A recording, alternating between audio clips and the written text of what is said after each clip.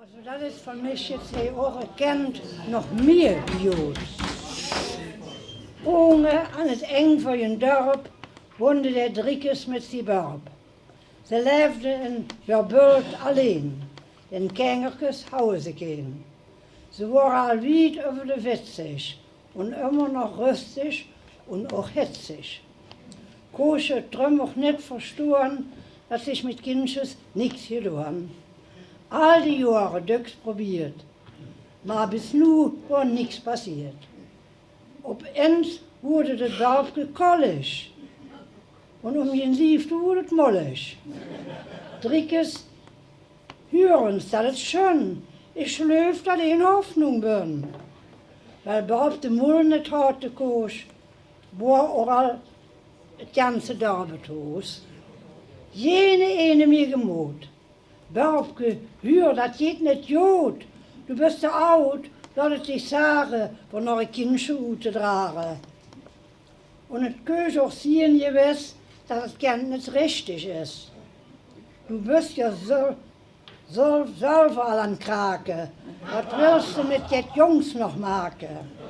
Bob miek sich und der Karl nichts tut, brauchst du de weg dat Kindje uit. Het war een Mädchen. Keer gesund. Und Papa und Mama nannten ihn Netsche. Es war keer gesund, das Mädchen. Reimt sich besser. Und Papa und Mama nannten ihn Netsche.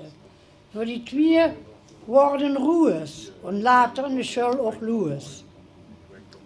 Wie das so größer wurde und heim mach Armut so und Not, du sagst drüber Papa und Mama und Pap, ich kiek mich und ich schlöfe klappt. So, such mich eine rieke Freie aus, weil mit euch und die Bölde ich will ruht.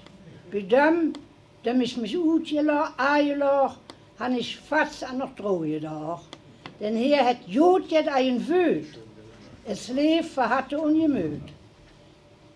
Denn Herr Welt, wenn wir treuen, dat erst wir da auch bei uns wohnt. Doch mit het Beste sage ich, es ratelt Jäckner nicht. Wir haben das früher jetzt trainiert und dabei ist es da passiert.